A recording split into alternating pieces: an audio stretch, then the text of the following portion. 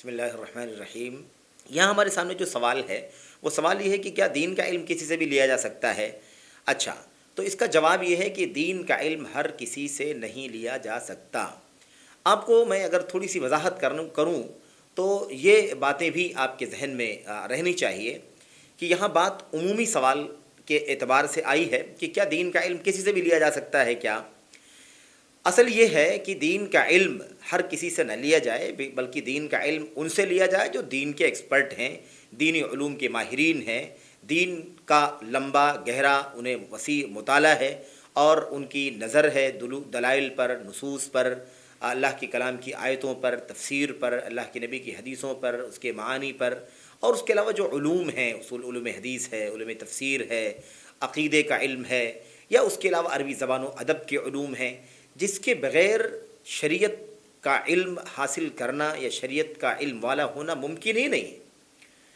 ذی علم ہونا، صاحب علم ہونا، یہ ظاہر ہے کہ ممکن نہیں ہے، ورنہ ایک عام آدمی بھی کچھ کتابوں کو اسٹڈی کر لے، کچھ پمفلٹ پڑھ لے، کچھ چیزوں کو سن لے، دیکھ لے، تو ظاہر ہے کہ کچھ نہ کچھ تو اسے معلومات ہو ہی جاتی ہے، لیکن ظاہر ہے کہ اسے ایک عالم دین نہیں کہا جا سکتا جس سے براہ راست علم حاصل کیا جا سکے یا علم کے حصول کے لیے اسے مرجع اور سورس بنایا جا سکے۔ اس کا اہل اور اس کا قابل اسے نہیں سمجھا جا سکتا ہے۔ تو دین کے علم کی بات چل رہی ہے۔ میں آپ کو بتاؤں کہ یہی نہیں کہ دین کا علم حاصل ہر کسی سے نہیں کیا جا سکتا، بلکہ کتاب و سنت کے نصوص سے پتہ چلتا ہے، دلائل سے پتہ چلتا ہے کہ اللہ کے نبی علیہ الصلوۃ والسلام نے صحابہ کرام کو جو ان کے تخصصات تھے، جس صحابی کا جو میدان تھا یا علم کے جس باب میں اسے زیادہ گہرائی حاصل تھی، زیادہ مہارت حاصل تھی، زیادہ گہرا اسے نالج تھا، اس کی بھی رعایت کی ہے نبی کریم صلی اللہ علیہ وسلم نے۔ مثال کے طور پر آپ نے کسی صحابی کے بارے میں فرمایا کہ حلال و حرام کا علم فلاں صحابی سے لیا کرو۔ معاذ بن جبل رضی اللہ تعالیٰ عنہ حلال و حرام کا گہرا علم رکھتے ہیں، یعنی انہیں فقہی مسائل کی گہرائی اور اس کے دلائل اور اس کے حوالے اور اس کے استنباط کا گہرا علم ہے، اس لیے ان سے لیا کرو۔ فلاں علم فلاں سے لیا کرو، فرائض کا علم فلاں سے لیا کرو، کیونکہ علم میراث ہر آدمی کی بس کی بات نہیں ہے۔ آج بھی ہم جانتے ہیں کہ فرائض کے علم میں ہر آدمی ماہر نہیں ہوتا ہے، جبکہ سب علماء جو مدارس سے، جامعات سے، یونیورسٹی سے پڑھے ہوئے ہیں، وہ تقریباً سبھی لوگ فرائض کے علم سے گزرے ہیں، لیکن اس طرح کے مسائل اگر اس کے سامنے آئے تو ہر آدمی اس کا جواب دے سکے، یہ ممکن نہیں ہے۔ تو یہی نہیں کہ شریعت کا علم ہر کسی سے لیا جانا جائز نہیں ہے، درست نہیں ہے، بلکہ شریعت میں اتنی رعایت ہے کہ جو جس فن کا ماہر ہو، جو جس علم کا ماہر ہو، جو جس سبجیکٹ کا گہرا نالج رکھتا ہو، اس سبجیکٹ کا سوال اس سے کیا جائے، اس سبجیکٹ کا علم اس سے حاصل کیا جائے۔ مثال کے طور پر ایک آدمی علم حدیث کا ماہر ہے تو علم حدیث والے سے علم حدیث سیکھا جائے، تفسیر کا علم نہ حاصل کیا جائے۔ علم تفسیر کا ماہر ہے، اسے علم حدیث نہ سیکھا جائے۔ عقیدے کی گہرائی ہے جس کے پاس، اس سے عقیدے کا علم حاصل کیا جائے، دوسرے علوم نہ سیکھے جائیں۔ عربی زبان و ادب کا ایک آدمی ماہر ہے، عربی زبانوں کا ادب اس سے حاصل کیا جائے، ورنہ ظاہر ہے کہ تمام ہی علماء عربی زبان و ادب جانتے ہیں کچھ نہ کچھ، اور ہر ایک کے پاس کچھ نہ کچھ بصیرت موجود ہے، ورنہ اس کے بغیر وہ کتاب و سنت کے مراجع کا مطالعہ نہیں کر سکتا، نہیں سمجھ سکتا۔ لیکن اس کا مطلب یہ نہیں ہے کہ ہر کسی سے اس کا علم حاصل کیا جائے۔ تو اتنا اہتمام ہے شریعت کے اندر۔ یہاں سوال میں جو خاص بات میرے سامنے آ رہی ہے وہ یہ ہے کہ ہر کسی سے دین کا علم حاصل کرنے کے سلسلے میں ایک بہت ہی عجیب و غریب قسم کا استدلال ذکر کیا گیا ہے، اور میرے بھائیوں وہ استدلال نہایت ہی نازک ہے، بلکہ میں اگر کہوں تو یہ کہہ سکتا ہوں کہ نہایت ہی خطرناک ہے، باطل ہے، سنگین ہے۔ وہ استدلال یہ ہے، کہنا یہ چاہتے ہیں، یہ باطل استدلال رکھنے والے یہ کہنا چاہتے ہیں کہ صحیح بخاری اور دیگر کتابوں کے اندر روایت موجود ہے، حضرت ابو ہریرہ رضی اللہ تعالیٰ عنہ اس کے راوی ہیں اور صاحب واقعہ ہیں۔ واقعہ لمبا ہے اور اس کا میں خلاصہ آپ کے سامنے، اس کا اشارہ، بلکہ خلاصہ بھی نہیں، اشارہ کر دینا چاہتا ہوں کہ آپ دیکھیں کہ صحیح بخاری وغیرہ کے اندر روایت موجود ہے کہ نبی کریم صلی اللہ علیہ وسلم نے حضرت ابو ہریرہ رضی اللہ تعالیٰ عنہ کو رمضان کی زکوٰۃ کی نگرانی پر مامور کیا تھا، کہیں اکٹھا کی گئی تھی اور اس کی نگرانی پر آپ نے مامور کیا تھا۔ ہوا یہ تھا، آپ واقعہ جانتے ہیں کہ رات کا جب وقت ہوا، دیر رات گزر گئی، تو ایک شخص آیا اور تھیلے میں اس زکوٰۃ کا غلہ اناج جو تھا اسے سمیٹ کر کے بھرنے لگا۔ حضرت ابو ہریرہ رضی اللہ تعالیٰ عنہ نے، جو کہ وہ مراقب تھے، نگرانی کر رہے تھے، انہوں نے فوری طور پر اسے پکڑا اور اسے اس پر سخت رویہ اس کے ساتھ برتا، اور آپ نے کہا کہ تم چوری کرنے کے لیے آئے ہو، یہ زکوٰۃ کی رقم ہے، لأرفعنک الی رسول اللہ صلی اللہ علیہ وسلم او کما قال، میں تمہیں ضرور پکڑ کر کے رسول کریم صلی اللہ علیہ وسلم کی خدمت میں پیش کروں گا، عدالت رسول میں تمہارا مقدمہ درج کراؤں گا۔ اس نے کہا، معذرت کرنا شروع کر دیا، منت سماجت کیا، کہا کہ میں بڑا غریب فقیر آدمی ہوں اور میں بال بچے والا ہوں، میرے ساتھ مشکلات ہیں، اسے مجھے تم چھوڑ دو، اب میں نہیں آؤں گا۔ بہرحال انہوں نے رحم کھا کر کے انہیں چھوڑ دیا۔ ایک شبی مسئلہ ہو گیا، اللہ کے نبی علیہ الصلوۃ والسلام سے جا کر کے واقعہ بیان کیا۔ آپ علیہ الصلوۃ والسلام نے فرمایا کہ وہ آدمی پھر آئے گا، وہ پھر آئے گا۔ حضرت ابو ہریرہ نے کہا کہ ٹھیک ہے، اب کی اگر رات کو وہ آیا تو میں اسے پکڑوں گا اور آپ کی خدمت میں پیش کروں گا۔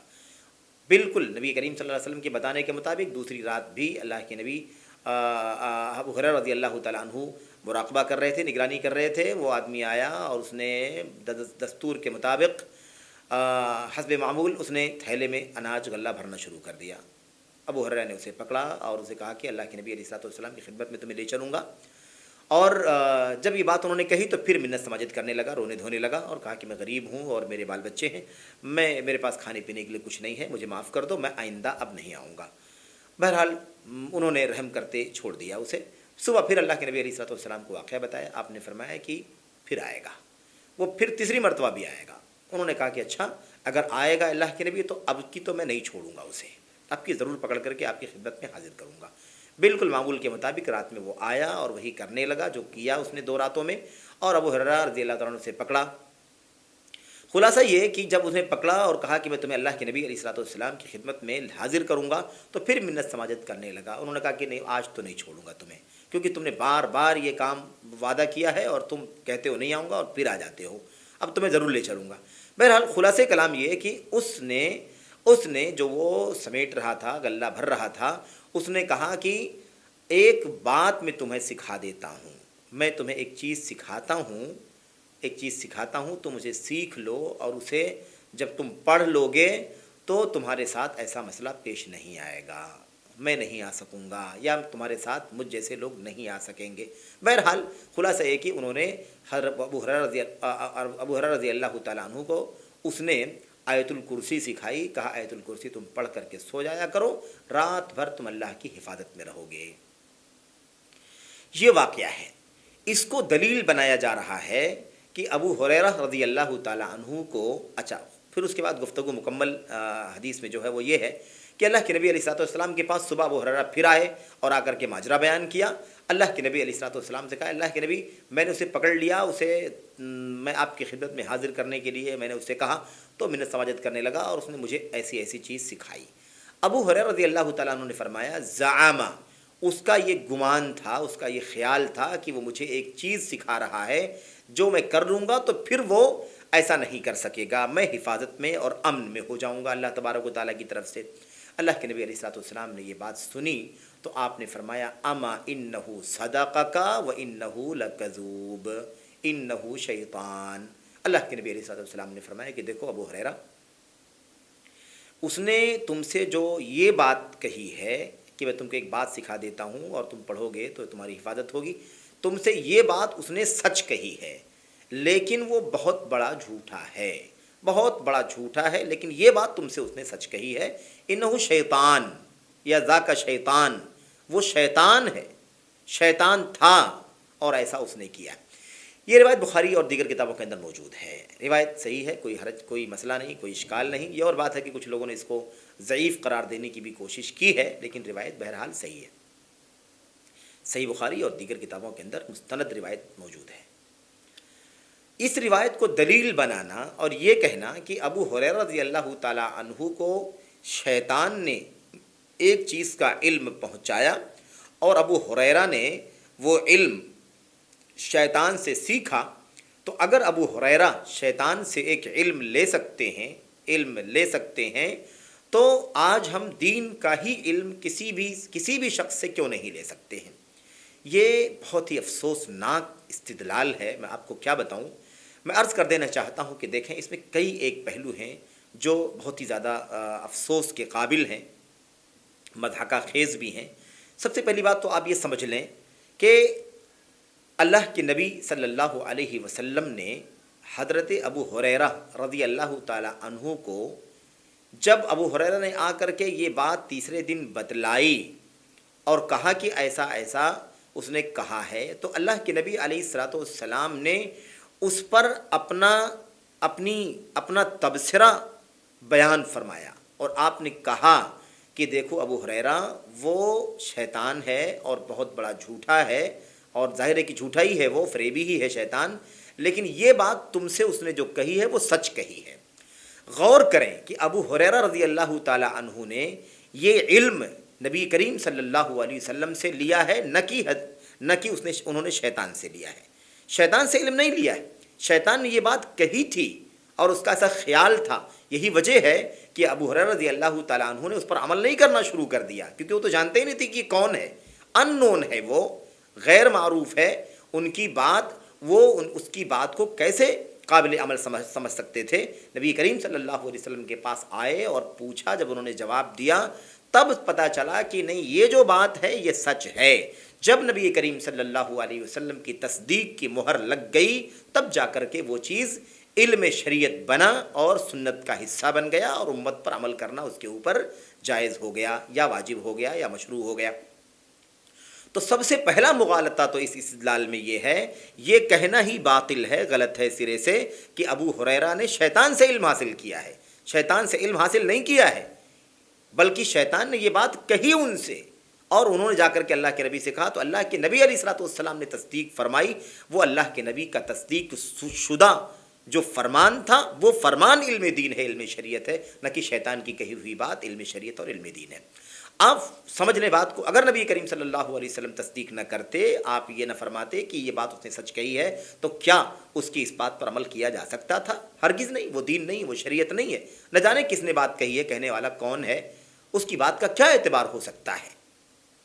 اس لیے یہ بات سراسر باطل ہے، غلط ہے۔ وہ علم ابو ہریرہ نے شیطان سے نہیں حاصل کیا ہے، شیطان سے نہیں لیا ہے، بلکہ اللہ کے نبی علیہ الصلوۃ والسلام کی تصدیق سے وہ علم حاصل ہوا ہے۔ تصدیق ہو جانے کے بعد وہ دین بن گیا، وہ شریعت بن گیا، وہ علم دین بن گیا، اور اب اسے ابو ہریرہ نے خود بھی جان لیا، اور اس کے بعد یہ روایت ہم تک پہنچ گئی، اور اب ہم امت کے لوگ اس کے مطابق عمل کرتے ہیں۔ ایک بات تو یہ ہے۔ دوسری بات یہ ہے کہ ابو ہریرہ رضی اللہ تعالی عنہ نے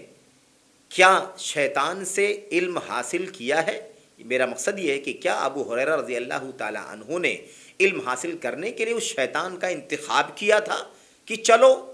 اس شیطان سے علم حاصل کریں گے، کیونکہ سب سے علم حاصل کرنا جائز ہے تو شیطان سے بھی علم حاصل کرنا جائز ہے؟ کیا ابتداءً و قصداً ابو ہریرہ نے رضی اللہ تعالی عنہ نے علم حاصل کرنے کے لیے دین کا اس شیطان کا انتخاب کیا تھا؟ استدلال سے تو یہی ثابت ہوتا ہے کہ انہوں نے ان سے علم حاصل کیا تھا، اس لیے علم حاصل کرنا جائز ہے ہر کسی ایک سے۔ یہ نہایت بھونڈی اور بیہودہ قسم کی بات ہے۔ ابو ہریرہ رضی اللہ تعالی عنہ نے ظاہر ہے کہ شیطان کو اپنا استاد نہیں بنایا تھا، واقعہ ہے، واقعے کے ضمن میں شیطان نے یہ بات کہی اور اس کی کوئی حیثیت نہیں تھی۔ جب اللہ کے نبی علیہ الصلوۃ والسلام نے مہر لگائی، تصدیق فرمائی، تب وہ دین و شریعت بن گیا۔ تو ابو ہریرہ رضی اللہ تعالی عنہ سے اس شیطان نے ایک بات کہی تھی، اس بات کو جا کر کے اللہ کے نبی سے انہوں نے بیان کیا، نہ کہ ابو ہریرہ علم حاصل کرنے کے لیے بہت سارے لوگوں کے پاس جا سکتے تھے اور آپ نے انتخاب کر لیا شیطان کا کہ چلو سب سے لے سکتے ہیں تو اس سے بھی لے سکتے ہیں۔ لا حول ولا قوت الا باللہ۔ یہ کس قدر عجیب و غریب بات ہے۔ ایک تیسرا نقطہ یہ بھی ہے کہ روایت کے اندر یہ بھی نہیں ہے کہ شیطان نے یہ علم سکھایا ان کو، نہیں، بلکہ ابو ہریرہ خود بیان فرماتے ہیں، زعما،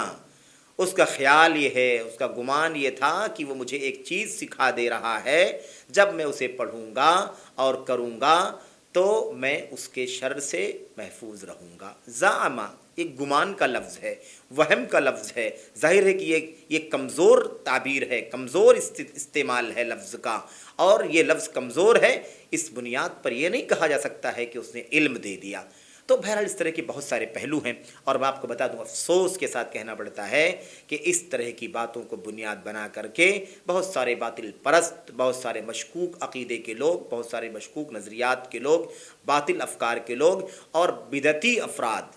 बिदतियों के यहाँ ये रवाज बना हुआ है और यही हदीस उनकी दलील बनती है। वो दलील बना करके इस्तिदलाल पेश करते हैं, कहते हैं इससे साबित होता है कि हम इल्म किसी से भी हासिल कर सकते हैं, किसी बिदती से भी हासिल कर सकते हैं, किसी फासिक फाजिर से भी हासिल कर सकते हैं, किसी बदअक़ीदा और बदमज़हब से भी हासिल कर सकते हैं, जिसके अक़ीदे, जिसके अफ़कार और नज़रियात मशकूक हों, सबसे हासिल कर सकते हैं। ये सरासर गलत है, सरासर बातिल है, इसकी कोई दलील नहीं है।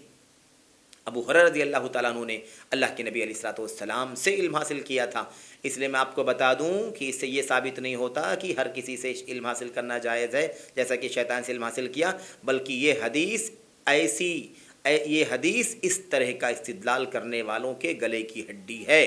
कैसे? इस तरह से ये हदीस ये नहीं साबित करती जो ये साबित करना चाहते हैं, बल्कि हदीस साबित करना चाहती है कि दुनिया में किसी की बात भी सुनो, उस पर कान न धरो, उस पर एतबार न करो, उसे खातिर में न लाओ जब तक कि किताब व सुन्नत के पैमाने पर उसे परख न लो। जैसा कि अबू हुरैरा रज़ी अल्लाह तआला अन्हु ने आकर के इस बात को अल्लाह के नबी के सामने पेश किया, अल्लाह के नबी अलैहिस्सलातु वस्सलाम ने तस्दीक की मुहर सबत की, तब जाकर के वो मसला दीन का शरीयत का हिस्सा बन गया। तो इससे ये साबित नहीं होता किसी से भी इल्म हासिल कर लो, बल्कि इससे ये साबित होता है कि इल्म कोई भी सुनो, कहीं से भी सुनने में आ जाए, उसे बिल्कुल अहमियत ना दो, उसकी कोई वक़ात नहीं है, कोई हैसियत नहीं है, जब तक कि किताब व सुन्नत की मोहर न लग जाए उसके ऊपर। तो काबिल अमल इल्म वो है जो किताब व सुन्नत का इल्म हो, और किताब व सुन्नत का इल्म किताब व सुन्नत के उलमा से हासिल होगा। मनहज का इल्म मनहज का गहरा इल्म रखने वालों से हासिल होगा, न कि हर ऐरे गहरे से इल्म हासिल कर लिया जाए। ये बहुत बड़ा बातिल अक़ीदा है, बातिल नज़रिया है। और एक बात मैं और ज़िक्र कर दूँ, आपको बता दूँ, हज़रत मोहम्मद बिन सीरीन रहमतुल्लाहि अलैह फरमाते हैं, और ये कायदा है, इमाम मुस्लिम रहमतुल्लाहि अलैह ने अपनी सही मुस्लिम के मुक़द्दमे में इस रिवायत को नकल किया। फरमाते हैं, इन्न हादल इल्म दीनुन फंजुरू अम्मन तअख़ुदून दीनकुम। लोगो, ये इल्म दीन, इल्म शरीयत जो हम इल्म हासिल कर रहे हैं, कुरान, सुन्नत, अक़ीदा, मनहज, फ़िक़्ह, ये सारा इल्म जो है ये दीन है, दीन है, ये इल्म दीन है। फंजुरू अम्मन तअख़ुदून दीनकुम, तो गौर कर लिया करो, सोच कर लिया करो, चॉइस कर लिया करो, इंतखाब कर लिया करो कि इस दीन को हासिल करने के लिए किसका इंतखाब करना चाहिए। देखो, गौर कर लो कि ये दीन का इल्म किससे सीखा जाए, किससे हासिल किया जाए। तो हर ऐरे गहरे से इल्म हासिल करना ये दीन के अंदर, शरीयत के अंदर बातिल है, और ये गुमराही का रास्ता है। और जितनी गुमराहियाँ दुनिया में आई हैं वो मिन गैर अहलिल इल्म, गैरों से हासिल करने की वजह से हासिल आई हैं। और ये फितना आज भी दुनिया के अंदर, मुल्क के अंदर और हमारे बड़ों के अंदर कम, बल्कि नौजवानों के अंदर बहुत ज़्यादा फैलता चला जा रहा है। और बाज़ लोग इसी पर इस्तिदलाल करते हुए कहते हैं कि ये ना देखो कि बोलने वाला कौन है, ये देखो कि बोल क्या रहा है। उंदुरु